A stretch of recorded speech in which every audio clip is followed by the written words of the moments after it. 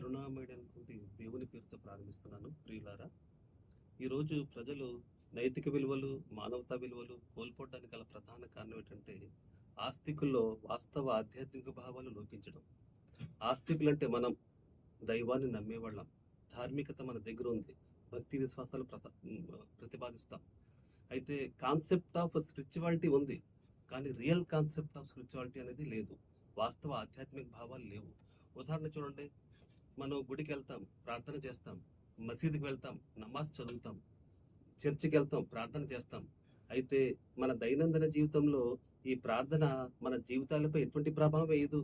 మందు కొట్టేవాడు మందు కొడుతూనే ఉంటాడు, తల్లిదండ్రులను హింసించేవాడు తల్లిదండ్రులు హింసిస్తూనే ఉంటాడు, భార్య పిల్లల్ని వేధించేవాడు భార్య పిల్లల్ని వేధిస్తూనే ఉంటాడు, అవినీతికి పాల్పడేవాడు అవినీతికి పాల్పడుతూనే ఉంటాడు, ఒక నాయకుడిగా ఉండి ప్రజలను దోచుకు తింటూనే ఉంటాడు.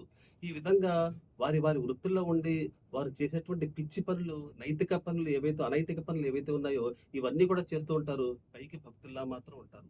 ఇది రియల్ కాన్సెప్ట్ ఆఫ్ స్పిరిచువాలిటీ కాదు. రియల్ కాన్సెప్ట్ ఆఫ్ స్పిరిచువాలిటీ అంటే, నేను ఉదయం లేస్తాను, రాత్రి పడుకునే వరకు నేను ఆరాధించేటువంటి నా సృష్టికర్త నన్ను ఏ విధంగానైతే జీవితం గడపమంటున్నాడో ఆ విధంగా జీవితం గడపడాన్ని రియల్ కాన్సెప్ట్ ఆఫ్ స్పిరిచువాలిటీ అంటారు.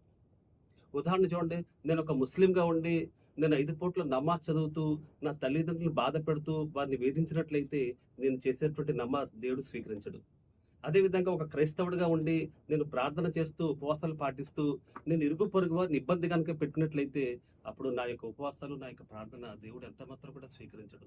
అదేవిధంగా ఒక హిందువుగా ఉండి నేను చేసేటువంటి వ్రతాలు, పూజలు ఇవన్నీ కూడా చేస్తూ నా నోటి మాటల వల్ల, నా చేతల వల్ల, నా ప్రవర్తన వల్ల ఎవరైనా బాధపడుతున్నట్లయితే అప్పుడు నేను చేసేటువంటి పూజలు, వ్రతాలు దేవుడు ఎంత మాత్రం కూడా స్వీకరించడు. అంటే ఇక్కడ భక్తి వేరు, విశ్వాసం వేరు, ఆచరణ వేరు, ఎంత మాత్రం వేరు కాదు. నీ భక్తి అనేది ఏదైతే ఉందో అది నీ మాటల్లో తొనికిసలాడాలి, నీ చూపుల్లో తొనికిసలాడాలి, నీ ప్రవర్తనలో తొనికిసలాడాలి. ప్రజలు నీ వ్యక్తిత్వం గురించి సాక్ష్యం ఇవ్వగలగాలి. ఇది ధర్మం చెప్పేటువంటి మాట. ఇప్పుడు ఉదాహరణ చూడండి, ఇప్పుడు మనం దేవుణ్ణి నమ్మేటువంటి విషయం ఉంది. దేవుణ్ణి ఎలా నమ్ముతాం?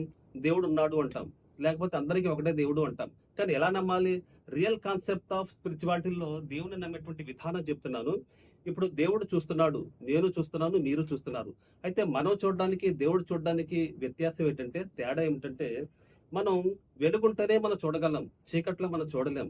కానీ నేను ఆరాధించేటువంటి నా సృష్టికర్త నేను చీకట్లో ఉన్నా, వెలుగులో ఉన్నా, ఒంటరిగా ఉన్నా, సామూహికంగా ఉన్నా, ఎక్కడున్నా సరే ఆయన నన్ను చూస్తున్నాడు, ఆయన నన్ను గమనిస్తున్నాడు. ఇది గ్రంథాలు చెప్పేటువంటి కాన్సెప్ట్. ఇదే విషయాన్ని భగవద్గీత శాస్త్రం 13వ అధ్యాయము 14వ శ్లోకంలో అక్కడ ఏం చెప్పబడిందంటే, తత్ సర్వతోక్షి అంటాడు. అంటే మీ సర్వ చేష్టలను నేను చూస్తున్నాను. ఇంకేం చెప్తాడు అక్కడ? సర్వతా శృతి మల్లోకి, నేను మీ ప్రతి మాటను వింటున్నాను అంటాడు. హృది సర్వస్య విస్తృతం అంటాడు. మీ హృదయాలలో తిష్ట వేసుకుని కూర్చున్నాను అంటాడు. ఇంకా మరొక చోట 9:18 అంటాడు గీతలో, ప్రభు సాక్షి అంటాడు. అంటే మీరు చేసే ప్రతి పనికి కూడా నేను సాక్షిగా ఉన్నాను అని చెప్పి అక్కడ ప్రస్తావించడం జరిగింది. ఇదే విషయాన్ని బైబిల్ గ్రంథం చూసినట్లయితే 94వ కీర్తనలో అక్కడ ఏం చెప్పబడింది? జనులలో పశుప్రాయులారా అంటాడు దేవుడు. అంటే జనులలో పశువు లాంటి వారా, మీరు దీని గురించి ఎప్పుడైనా ఆలోచించారా అంటూ అక్కడ ఏం చెప్తాడు? బుద్ధిహీనులారా, మీరు ఎప్పుడు బుద్ధిమంతులు అవుతారని చెప్పి అక్కడ ప్రశ్నిస్తాడు. ప్రశ్నించి అక్కడ ఏమంటాడంటే, చెవులను కలుగజేసిన వాడు అక్కడ వినకుండా ఉండునా, కళ్ళను నిర్మించిన వాడికి కానకుండా ఉండునా అంటాడు. ఇది విషయాన్ని ఖురాన్ కూడా అదే చెప్తుంది. 42వ సూర 11వ వాక్యంలో అక్కడ ఏం చెప్తాడు? అస్సమి అంటే నేను మీ ప్రతి మాటను వింటున్నాను. అల్ బసీర్, నేను సర్వము చూస్తున్నాను, మీ హృదయాల్లో దాగి ఉన్న రహస్యాలు సైతం కూడా నేను ఎరుగును అని చెప్పి ఖురాన్ కూడా ప్రతిపాదిస్తుంది. సోదరులారా, ప్రియులారా, కాబట్టి ఇక్కడ ఇప్పుడు చెప్పండి, నేను ఆరాధించేటువంటి దేవుడు నేను చీకట్లో ఉన్నా, వెలుగులో ఉన్నా, సామూహికంగా ఉన్నా, ఒంటరిగా ఉన్నా, ఎక్కడున్నా సరే దేవుడు నన్ను గమనిస్తున్నాడు అంటే ఒక వ్యక్తి తప్పు చేయగలడా? ఒక వ్యక్తి పొరపాటు చేయగలడా? నేను అందరిలో చాలా మంచివాడినే, కానీ నేను చీకట్లో నేను ఎలాంటి వాడినో ఎవరు చూస్తారు? నేను ఇంటి దగ్గర నా భార్య పిల్లలతో నేను ఎలాంటి బిహేవియర్ కలిగి ఉన్నానో ఎవరు చూస్తారు? చూచేవాడు ఒకడున్నాడు, ఆయనే సృష్టికర్త. ఈ విధంగా నన్ను చూస్తున్నాడు అన్నప్పుడు ఒక వ్యక్తి జీవితంలో మార్పు వస్తుంది.